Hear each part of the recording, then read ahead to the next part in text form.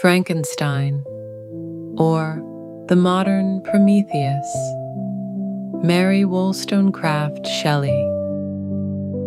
메리 셸리는 19세기 영국의 작가로 계몽주의 철학자 윌리엄 고드윈과 초기 여성주의 사상가 메리 울스턴크래프트의 딸입니다. 그녀는 위대한 낭만파 시인 퍼시비시 셸리의 아내이기도 합니다.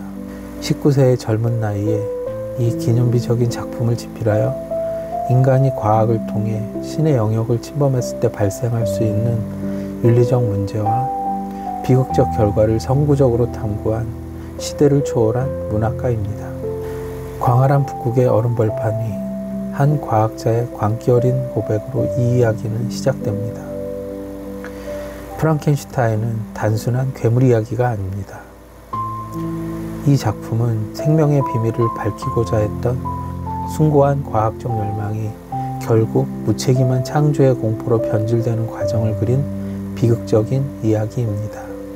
인간이 신의 권위에 도전했을 때 마주하게 되는 깊은 죄책감과 세상에 태어났지만 버림받은 존재가 겪는 끝없는 고독과 복수심을 통해 우리는 인간이 감당해야 할 도덕적 책임과 그 한계에 대해 성찰하게 됩니다. 이 작품은 단순한 공포를 넘어 인간 존재와 윤리에 대한 근본적인 질문을 던지는 강렬한 메시지를 담고 있습니다.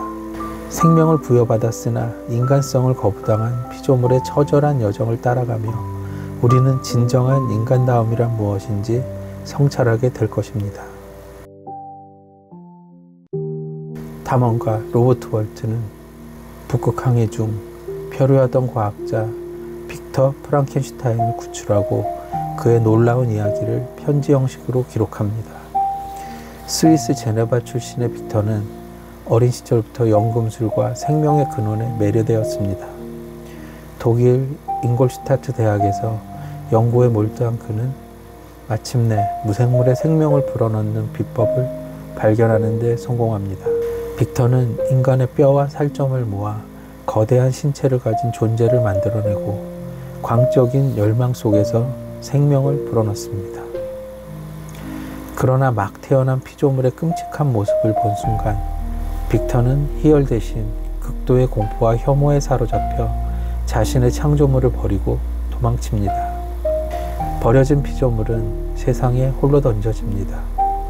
그는 언어를 배우고 인간의 미덕을 관찰하며 선한 본성을 키우려 노력하지만 외모 때문에 인간들로부터 끊임없이 배척과 공격을 받습니다. 특히 한 오두막집에 숨어 드라시 가족의 따뜻한 삶을 엿보던 피조물은 용기를 내어 가족에게 접근하지만 공포에 질린 사람들에게 잔인하게 거부당합니다. 인간 사회로부터 완전히 버림받았다고 느낀 피조물은 자신을 창조하고 버린 빅터에게 복수하기로 결심합니다. 그는 빅터의 어린 동생 윌리엄을 살해하고 죄를 무고한 하녀 저스틴에게 뒤집어 씌워 그녀를 처형당하게 만듭니다. 빅터는 이 모든 비극이 자신의 창조물 때문임을 깨닫고 고통스러워합니다. 피조물은 빅터를 찾아와 자신의 외로움을 달래줄 여성 피조물을 만들어줄 것을 요구합니다. 빅터는 처음에는 동의하지만 두 괴물이 번식하여 인류에게 재앙을 초래할 것을 두려워한 나머지 두 번째 피조물을 파괴합니다. 이에 격분한 피조물은 나는 내 결혼식 날 밤에 내 곁에 있을 것이다 라고 경고합니다. 이 경고대로 피조물은 빅터의 가장 친한 친구 헨리 크레르바를 살해한 데 이어 빅터의 결혼식 날 밤에는 그의 순수한 약혼녀 엘리자베스마저 살해합니다. 모든 것을 잃은 빅터는 복수심에 사로잡혀 피조물을 쫓아 지구 끝인 북극까지 추격하게 됩니다. 극한의 추위와 피로 속에서 월튼에게 자신의 비극적인 이야기를 고백한 빅터는 결국 숨을 거둡니다. 빅터의 시신 앞에 나타난 피조물은 자신이 저지른 파괴 행위에 대한 슬픔과 후회를 토로하며 스스로 북극의 어둠 속으로 사라져 영원한 고독과 함께 최후를 맞이합니다. Now that I had finished, the beauty of the dream vanished, and breathless horror and disgust filled my heart. 이제 내 작업이 끝났을 때 꿈결 같던 아름다움은 사라지고 숨막히는 공포와 혐오감이 내 심장을 가득 채웠다. 이 문장은 빅터 프랑켄슈타인이 자신의 연구에 성공하여 피조물에게 생명을 불어넣은 직후의 감정을 묘사합니다. 그는 생명의 비밀을 밝히려는 순수한 꿈에 도취되어 있었으나 자신의 손으로 창조해낸 존재의 끔찍한 실체를 마주하자마자 모든 희열이 공포와 혐오로 변합니다. 이 감정의 변화는 빅터가 창조의 윤리적 책임을 회피하고 피조물을 방치하는 결정적인 순간을 나타냅니다. 과학적 성취의 정점에서 도덕적 파멸이 시작되었음을 알리는 구절입니다. I was benevolent and good. Misery made me a fiend. 나는 본래 자비롭고 선했지만 불행이 나를 악마로 만들었다. 이것은 피조물이 창조주 빅터와의 대면에서 자신의 파멸적인 운명을 요약하며 외치는 문장입니다. 피조물은 태어났을 때 선한 본성을 지녔으나 창조주에게 버려지고 인간 사회로부터 끊임없이 혐오와 고통을 겪으며 결국 복수심에 사로잡힌 악마로 변모합니다. 이 구절은 선천적인 본성보다는 환경과 사회적 대우가 한 존재의 성격을 결정한다는 작가의 통찰을 보여주며 피조물이 단순한 악이 아니라 비극적인 희생자임을 드러냅니다. But I am a blasted tree. The bolt has entered my soul, and I feel that I must perish and meet the shock of 1,000 more. 하지만 나는 벼락맞은 나무입니다. 번개가 내 영혼을 강타했습니다.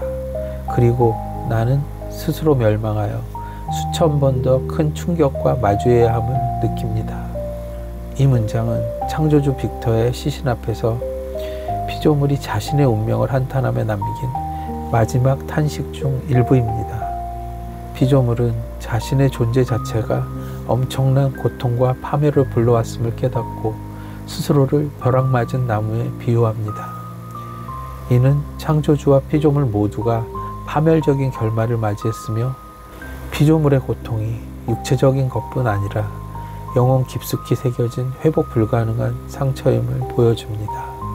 이 구절은 인간의 오만이 가져온 비극의 깊은 여운을 응축하고 있습니다. 프랑켄슈타인 또는 현대의 프로메테우스는 인간이 지식을 향한 끝없는 탐구를 멈출 수 없다는 사실을 인정하면서도 그 탐구가 낳은 결과에 대해 우리가 반드시 책임져야 함을 강하게 경고합니다. 창조자 빅터의 무책임한 도피, 그리고 그로 인해 악의 구렁텅이로 떨어진 피조물의 고독은 단순한 시대적 비극을 넘어 오늘날의 문명과 기술에 대한 깊은 질문으로 이어집니다. 우리가 개발하는 새로운 과학기술, 이미 창조라는 개념을 넘어선 인공지능 역시 여전히 빅터 프랑켄슈타인의 그림자 속에 놓여 있는 것입니다. 이 위대한 문학 작품은 우리에게 사유의 여운과 윤리적 성찰을 선물합니다. 그 울림을 오래도록 간직하시길 바라며 문학과의 깊은 만남을 여기서 마무리하겠습니다. 감사합니다.